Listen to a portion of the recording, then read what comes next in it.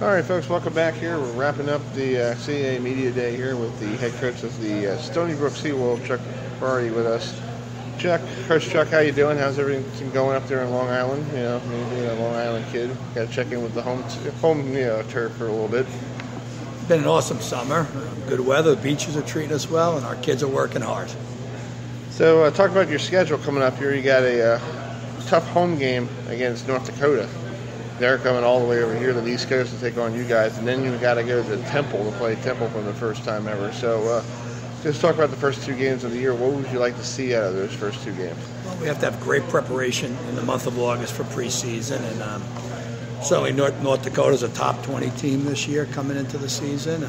Very good program, and but they got to come to us, and it's exciting. And then the next week we'll head up to Temple and play against, I think, will be a top 25 team at that level. So we certainly got our hands full, but I'd like to see us play well, compete, and come up with a victory or two.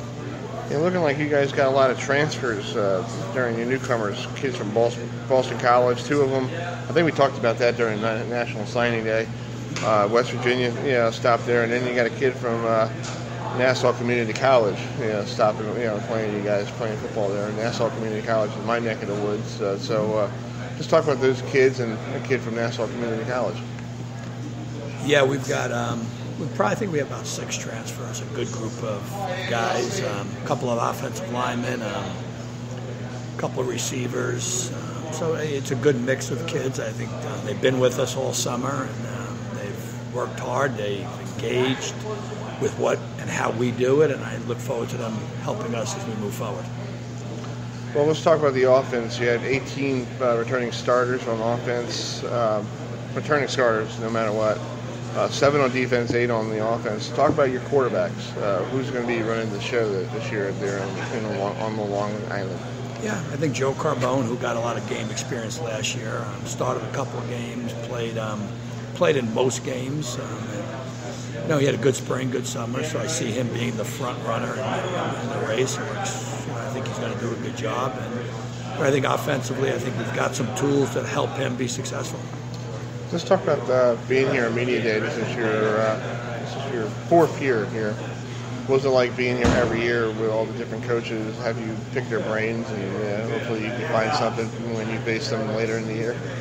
Yeah, I mean, it's a great event the CAA runs, and it's done well. And it's good getting together with your fellow coaches and sharing ideas and thoughts. And I think the reality of it is we're all competitive, so we don't give each other too much.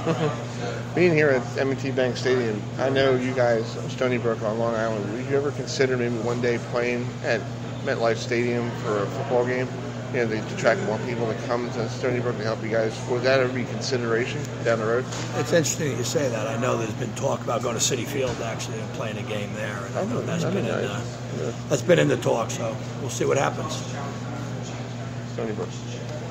Speaking about what you said about Citi Field, what kind of opportunity what would that be for you and your players to play at Citi Field? Well, I think for our alumni base would be awesome. I mean, we're obviously New York base. We probably have 60,000 alumnus within a 50-mile radius of our campus, and that would allow them to be a little closer to them and bring the game to them. For our players, I think it's always neat to play in different venues and professional stadiums. It makes the game a little bit different. And for your team this year, just tell me a couple things that you guys need to work on to improve your season.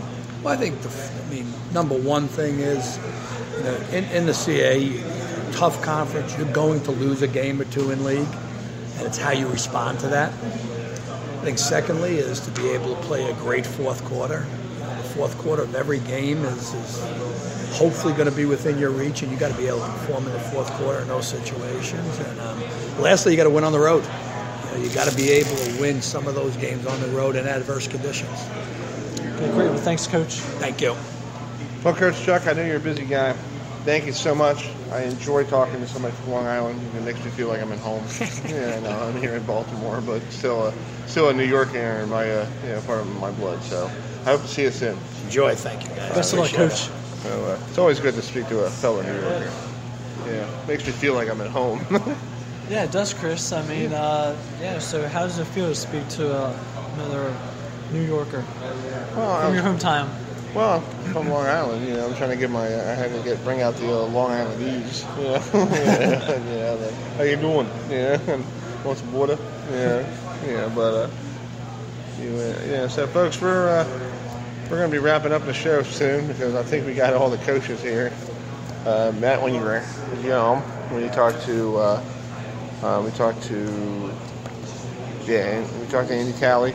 We spoke to him. We spoke to Albany. We talked to Villanova. We talked to Larry Cott. Larry Cott, you were there for that one.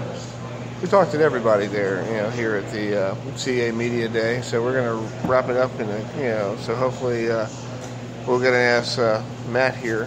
We're going to Matt. Who do you think is going to win this conference this year? Out of looking at all the teams that we talked to, coaches wise. Well,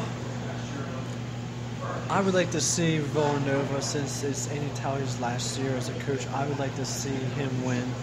It would be a great way for him to end his collegiate football career with going ahead and winning the CAA conference and going ahead, and even if they can win the whole league, that would be phenomenal. That would be a great way for his players to send him off. So that's who I'm pulling for, is Villanova. How about you, Chris? Well, I'm thinking I'm the same way. The media people here have voted, just their predictions, who you're going to pick. They picked Richmond to be first, William & Mary second, JMU third, Villanova fourth, New Hampshire fifth, Towson sixth, Delaware seventh, Stony Brook eighth, Maine ninth, Elon 10th, Albany 11th, and Rhode Island finishing out the top 12. But I just think any given Saturday, it's like here in the NFL, any given Sunday, it's any given Saturday, these teams could turn around and surprise somebody. So you literally can't sleepwalk if you face a team like Rhode Island, who in the last 2 years only won one game. But they were competitive, and they weren't getting smacked and smacked around or ran up the scoreboard. So a very interesting season coming up here, and a lot of these teams you see in the CAA, they're taking on some ACC schools, some MAC schools. It's a good way for them to see what their pedigree is for that conference. Yeah, and the CAA is a very competitive conference in general. And we got a lot of competitive teams up there in this division and in this conference. I mean, so you really, it's going to be good, and it's going to be good to see if Villanova can go on top, or maybe a Towson or if Richmond can go ahead and finish first. So it'll be interesting to see. But you got a lot of coaches that really diehard coaches that want their team to go ahead and finish first, and that really motivating their team to do the best that they can.